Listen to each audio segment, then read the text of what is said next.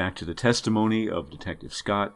That interview between Lee and Frank took place shortly after midnight, Wednesday, April 30th. On Monday afternoon, Frank said to me that the first punch on Leo Frank's time slip was 6:33 p.m. His last punch was 3 a.m. Sunday. He didn't say anything at that time about there being any error in Lee's punches. Mr. Black and I took Mr. Frank into custody about 11:30 a.m. Tuesday, April 29th. His hands were quivering very much. He was very pale. On Sunday, May 3rd, I went to Frank's cell at the jail with Black, and I asked Mr. Frank if, from the time he arrived at the factory from Montag Brothers, narrator's note, his uncle, Sigmund Montag, had a separate business called Montag Brothers, in addition to also owning the National Pencil Company. So he went first to his uncle's business, and then he came to the pencil factory which he ran. Repeating, I asked Mr. Frank if, from the time he arrived at the factory from Montag Brothers, up until 12:50 p.m., the time he went upstairs to the 4th floor, narrator's note, that is, to see what the carpenters were doing about creating the new partition, was he inside of his office the entire time? And he stated, yes. And I asked him if he was inside his office every minute from 12 o'clock until 12:30, and he said yes.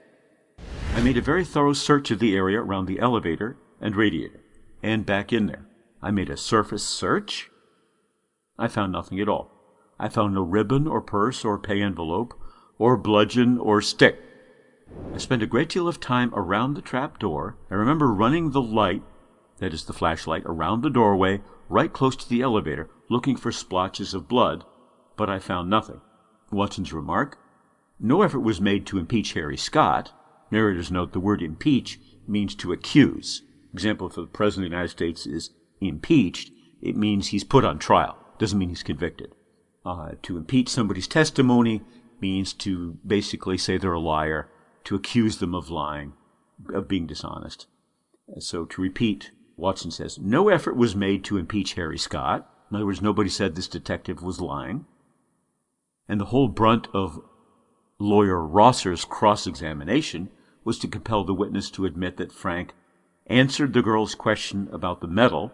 Narrator's note, in other words, were the medal caps, had they come in so she could go back and do more work on Monday morning. The whole brunt of Ross's cross-examination was to compel the witness, Detective Scott, to admit that Frank answered the girl's question about the medal by saying no, instead of I don't know. End of Watson's remark. If Frank answered no, her inquiry ended right there. There was nothing for the girl to linger for. She would go on downstairs and out the door. But if her question, has the medal come, was answered by I don't know, the girl herself would want to learn for certain whether there'd be any need for her to return to work on Monday morning.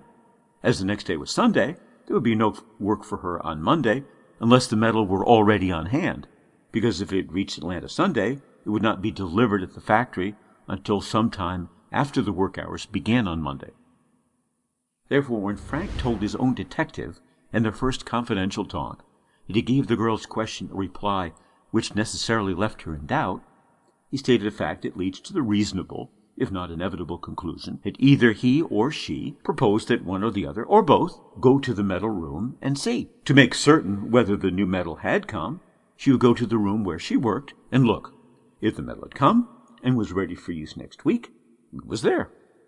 Now, when you examine page 25 of the official brief of evidence and find that Rosser's assault on the witness was directed chiefly to this point, you naturally ask, why did it make such a difference? Why did Frank's lawyer so strenuously endeavor to make it appear that the girl's inquiry was answered no instead of I don't know? If she was murdered below on the first floor or in the basement, what did it matter whether or not she went to the metal floor? What does it matter whether she went to the metal room on the second floor?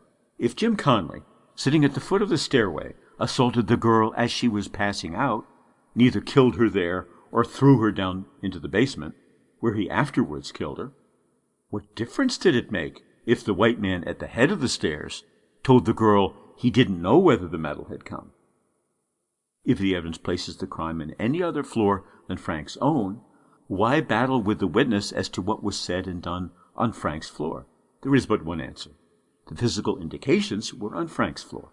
partly in the metal room and partly in the next, on the way to the elevator. Rosser wanted to keep Frank and Mary away from that metal room, where a tress of her hair hung on the projecting crank of a bench lathe, and where some of her blood had stained the floor. Rosser dared not leave unassailed the answer of Frank to Mary, which opened the way naturally for a visit to the metal room at the back end of the building, where he could close the door and have her securely entrapped. Let us now take the next witness, Montine Stover, a girl of about the same age as Mary, and who also worked at the factory. She, too, came for her wages on Memorial Day, April 26th. She testified, "I was at the factory at 5 minutes after 12 o'clock that day. I stayed there 5 minutes and left at 10 minutes after 12. I went there to get my money. I went in Mr. Frank's office, but he was not there. I didn't see or hear anybody in the building. The door to the metal room was closed. I looked at the clock on my way up. I went through the first floor. I went through the first office into the second office." End of testimony. Pray note that the crucial minutes in this terrible case are fixed by Frank's own clock. The witnesses are in full view of it as they go up and down the stairs. Duke Lee, Mrs. J.A. White, Miss Montine Stover, and all the others who testify as to what happens in the factory that Saturday go by this clock. Presumably Frank himself does so, in telling his detective about his movements that morning.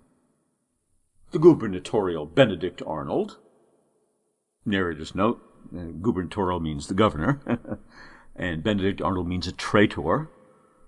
Gubernatorial Benedict Arnold refers to Governor John Slayton of Georgia, who betrayed his people and became the national hero of rich Jews, declared to the world that Leo Frank must have been in his inner office when Montine Stover called. I mention the fact because it proves that John M. Slayton must be morally certain where his client and his client's victim were, while Montine was waiting in the vacant offices. Nothing but the closed door of that metal room kept Montine from catching Slayton's guilty client in the very act, while the one girl was waiting in the empty and silent offices. The other was in the metal room, unconscious and soon to be dead. Slayton ravished the official record by telling an easily duped public that Leo Frank was in his second office at from 12:05 to 12:10. This corrupt traitor knows that unless Frank can be stationed in his office at that identical time, he assaulted and murdered the girl. Consequently, Slayton rapes the record and puts his client where he was not, in order that the world may not know where he was, namely, behind the closed door of the metal room, where the crime was being committed as Montine Stover waited for the missing Frank. Narrator's note, it struck me as I was reading this, the horror of the situation. Montine Stover is a young girl working in the pencil factory, and as she's sitting there wondering where her boss is, so she can just pick up her pay and go, at that moment, at that second, her fellow worker is being beaten, raped, and strangled to death, while this other girl is sitting there. Back to Watson's article. On page 243 of the official record appears a statement made by Leo Frank to N.A. Lanford, Chief of Atlanta Detectives, on Monday morning, April 28, 1913. To wit, "The office boy and stenographer were with me in the office until noon. They left about 12, or a little after." Watson notes this was true. Frank resumes, "After they left, this little girl, Mary Fagan, came in, but at the time I did not know that was her name. She came in between 12:05 and 12:10, maybe 12:07, to get her pay envelope, her salary. I paid her, and she went out of the office. It was my impression that she just walked away." End of the testimony of Leo Max Frank. Watson says, "This statement, which Frank knew was being reduced to writing, accords with what he told the officers who went to his house Sunday morning. He was accurate in fixing the time when his stenographer left. As you will see later, he was also accurate in fixing the time of Mary Fagan's arrival. But he did not then know that Montine Stover had followed so closely upon the heels of Mary, and was in his office at the very time when an innocent Leo Frank would have been there. Slayton knew that Frank had to be in his office from 12:05 to 12:10, else he killed the girl. And of course, Frank knew it too. Therefore, the murderer tells his detective and the city officers that he was in his office at the crucial time. There is no, at the time of the murder. Leo Frank says, I was in my office at the time this girl was being killed by somebody, or at the time in question. And when an unexpected and unimpeachable witness turns up and swears that he was not in his office at the crucial time, one of his attorneys issues a gubernatorial proclamation. In other words, Governor Slayton, who was a law partner of Leo Frank's attorney, one of his attorneys issues a gubernatorial proclamation which obliterates Montine Stover's testimony and restores his guilty client to the place of innocence. Narrator's note, that is his office, which the murderer took for himself before he knew of Montine's being in his office while he was committing the crime in the metal room. Narrator's note, in other words, when Frank was making these statements, he didn't know about Montine Stover. He didn't know that while he was raping and murdering Mary Fagan, there was a girl waiting for him in the office to likewise pick up her pay. So he's spinning his story, not aware of a new factor. The girl sitting there drumming her fingers on the tabletop saying, where's Mr. Frank so I can pick up my salary? Back to Watson.